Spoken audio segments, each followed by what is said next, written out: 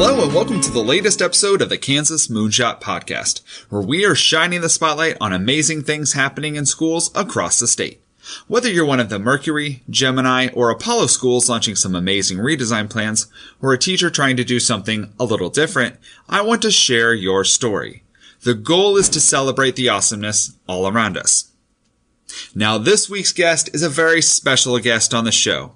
It is the one, the only, Mrs. Awesome. That's right. On the show this week, I have my amazing wife, Jenica. She is a 5th grade teacher at Washington Elementary, and she is going to share about how she went through a grad school project to redesign my website, and it is amazing. And she's going to just talk about some of those design elements and everything that went into that. So, check it out. All right. Well, thank you for being on the show. If you could just start off by just introducing yourself.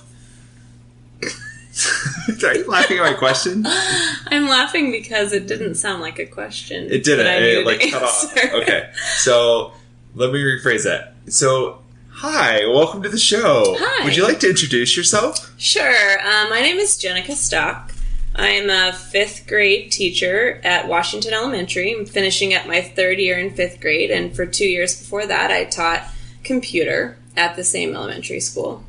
In your classroom, we literally, if you're standing at your window and I'm standing at mine, and I randomly call you and say, or text you and say, hey, you should open your window so I can shine a laser pointer in it, we could do that. Not that I would be checking my text messages in the middle of the school day, but... By text messages, I mean email. Yes. There may have been a laser pointer experiment. Right. So, but it was science related. And math. And math, yeah.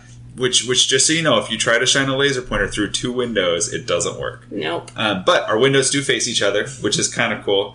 And then having both of our kids go to Washington is kind of nice too, because then they can leave and come over and see me and hang out in your classroom.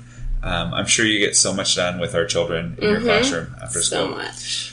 All right, so the reason why I wanted to bring you onto the podcast, besides all the background information into the podcast, because you get to see all the behind-the-scenes stuff and all the random panic trying to get stuff finished on time.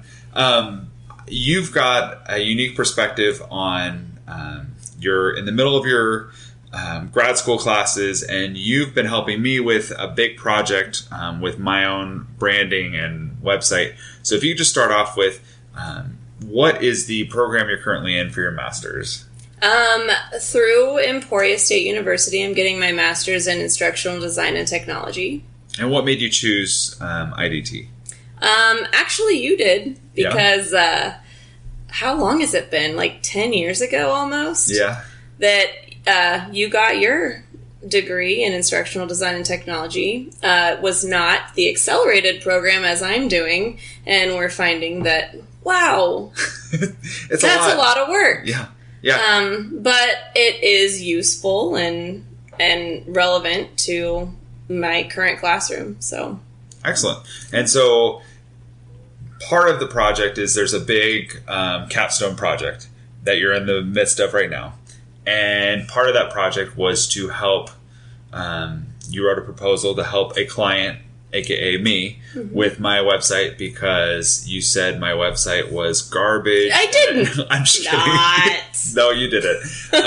But you did say that there were some design things that you could help me with to help promote it and also help make it more relevant to educators. And so going through that process, what led you to choose that project, and kind of what were your goals with that project?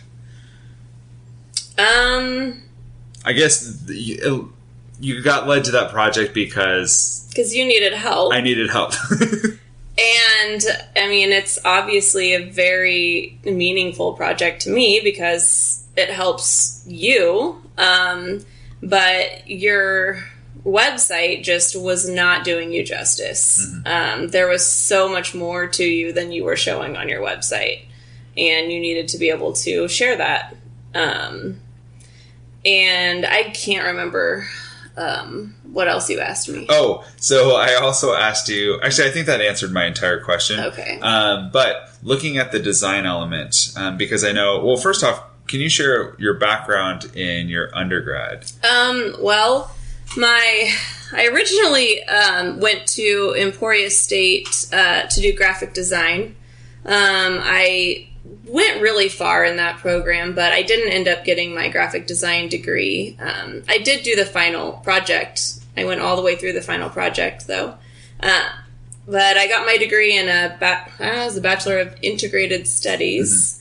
That's my first bachelor's degree. And then your education. And then I got my education bachelor's degree. So, and the reason why I was asking that is because I think that design piece has a big role in your classroom.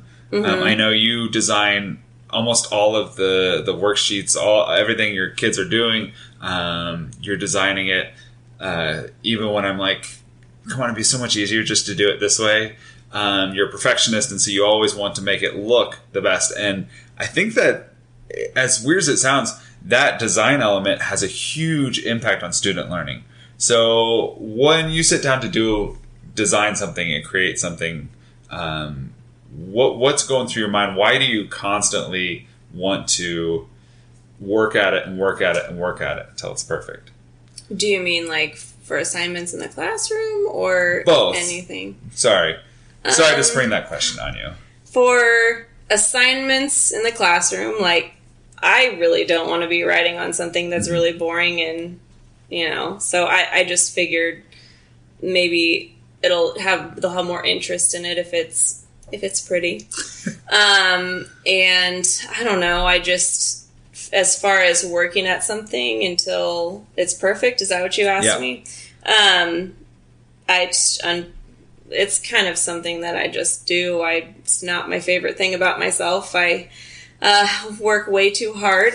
Don't think I need to sometimes, but I don't know. I always have something that I feel like could be better about whatever I'm doing. So I'm always striving to make it better. Cool. So you got this huge design background. And so then you come to my website and you've got all these great ideas on how I can restructure it. So what were some of the things that you changed about my website to make it, just to improve it? Well, first of all, you only had like 3 pages. I think it was an about page, a tech tips page, and I don't even know what the third one was. It's so late to be answering this question. But also, like, your blog, which is where a lot of professional development can be done just by looking at the ideas that you have and the, strategies for the classroom. That was your landing page, what you went on. But then, like, once you ventured off of that page, there was no way to find those blogs again. So I felt like that needed to be its own separate page, and the blog posts need to be categorized so that people can specifically search for what they want. Like if they want to know about school redesign, they can search for school redesign. And then what else? Oh, it was podcasts. Yes. I linked your podcast page to your Spreaker website. Or your Spreaker account. So then they can go directly to this podcast in Spreaker. And find the most recent one and the older ones. And both podcasts, too, so that they were getting the stories from Room 508 plus this one. Yep. Both in there. So you set that up. You got that restructured. And the look of the website, right. I felt like it needed a lot of updating. Now, this is the opportunity. I know your feelings on this, and feel free to share. So if a teacher out there is wanting to design their own website, what would you recommend they use? I unfortunately had already started another path, but what would you recommend they use for that web design? Well, I have discovered actually I've created several of my own websites, a web course and a couple of websites through my master's program on a website called Wix. It's Wix, and I have found that there is just so much creative freedom in it. You can do almost anything that you want. And I am getting really frustrated sometimes working with your website, since it's a WordPress website, which is it's professional, but oh my gosh, there's just hardly any creative freedom on there. Right. I just want to move things and put things places, and they just can't. Right. And hopefully I can, convert you someday, and we can actually transfer all of that to a Wix website. Well, if you want to do that would be amazing. Not today, because I'm busy. Yeah. But I think that might be someday down the road. So the original purpose behind going with WordPress was because my sister, who's also she does social media stuff, she talked about SEO and all this search stuff on Google and all these terms that I didn't really understand. But I know that with search algorithms, WordPress is beneficial because there's all this background stuff you can do. I don't really understand it a whole lot. So I'm with you on that. If I was not already so far down this path, I would probably, if I was starting over, I'd probably start with Wix. Mm-hmm. But unfortunately, I couldn't. So that was one piece of the project. Another piece was you developed some social media posts for me to help get the message out.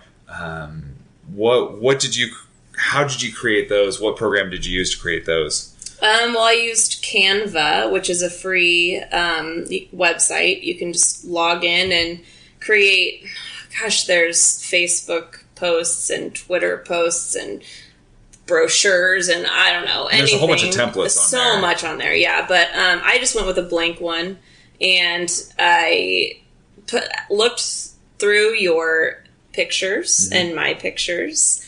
Pictures from your classroom, pictures of our kids, and I read through, I don't even know how many blog posts that you wrote, and listened to quite a few of your podcasts, and picked out things that you said that were just motivational or inspirational, and put them on the pictures, and created a logo for that said MrStockRocks.com to kind of direct attention towards your website.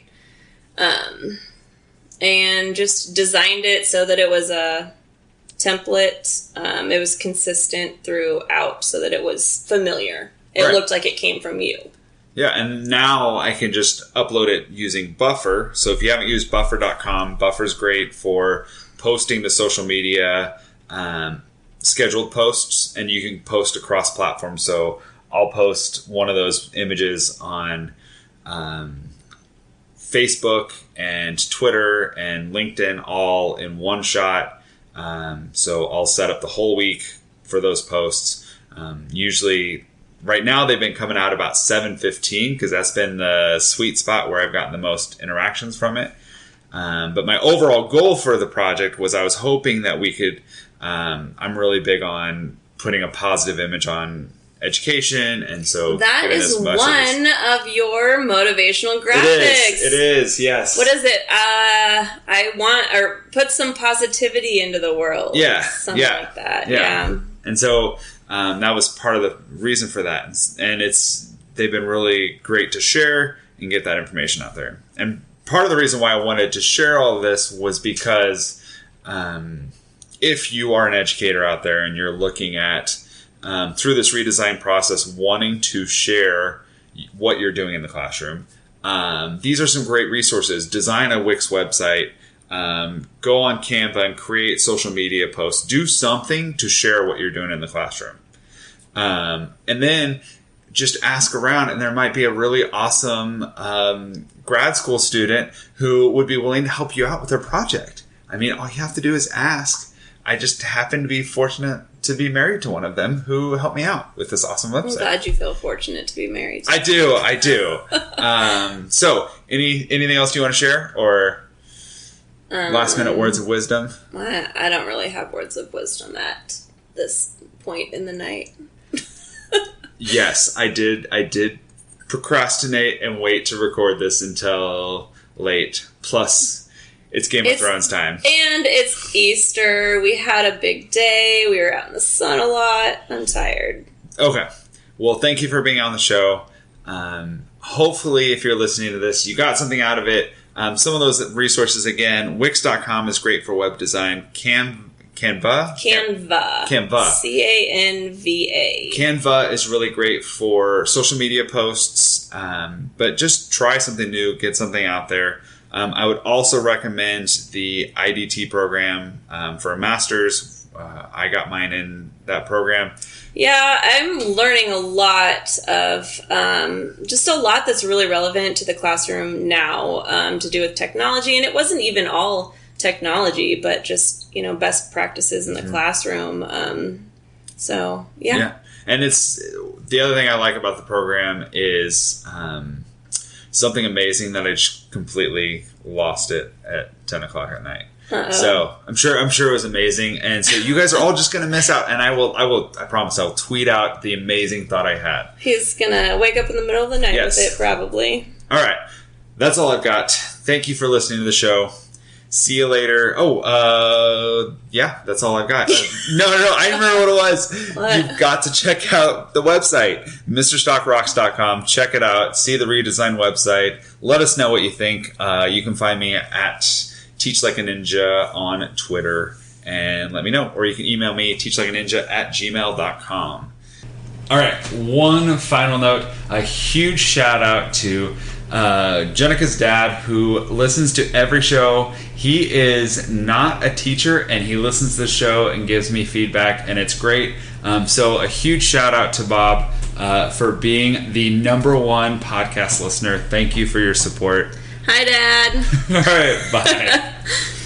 To wrap up this episode, I've got one final request. I am still in the process of collecting for a project I've been working on for the past 5 years.